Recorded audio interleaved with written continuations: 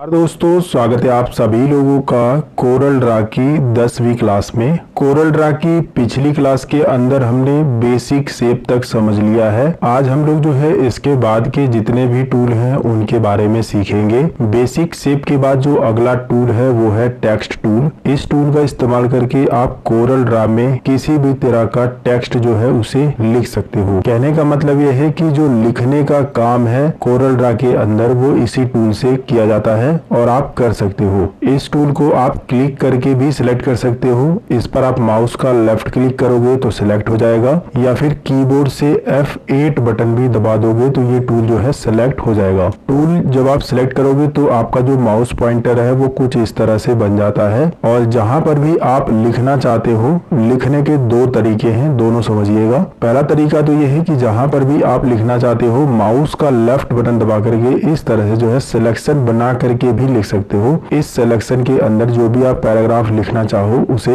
लिख पाओगे। ऊपर कुछ आपको और भी ऑप्शन मिल जाते हैं, जैसे कि आप यहाँ से फॉन्ट का जो स्टाइल है वो बदल सकते हो। इसके अलावा यहाँ से जो है फॉन्ट का जो साइज है वो बदल सकते हो। और जो बटन से सिलेक्ट करने के बाद दूसरा तरीका ये है कि आप टेक्स्ट बॉक्स को सिलेक्ट करिएगा और जहां पर भी आप लिखना चाहते हैं उस पर क्लिक कर देंगे इस तरह से उस जगह पर, तो इस तरह से कर्सर जो है एक्टिव हो जाएगा। कर्सर एक्टिव करके लिखने का सबसे बड़ा फायदा यह है कि आपको यहाँ पर जो है जाकर के साइज को बढ़ाना नहीं होता है, ऑटोमेटिक आप खींच करके भी बढ़ा सकते हो। वो भी मैं आपको दिखाता हूँ। फिलहाल अभी तो हम यहीं से जो है साइज को बढ़ा लेते हैं ताकि हम जब लिखें तो साफ साफ दिखाई दे। और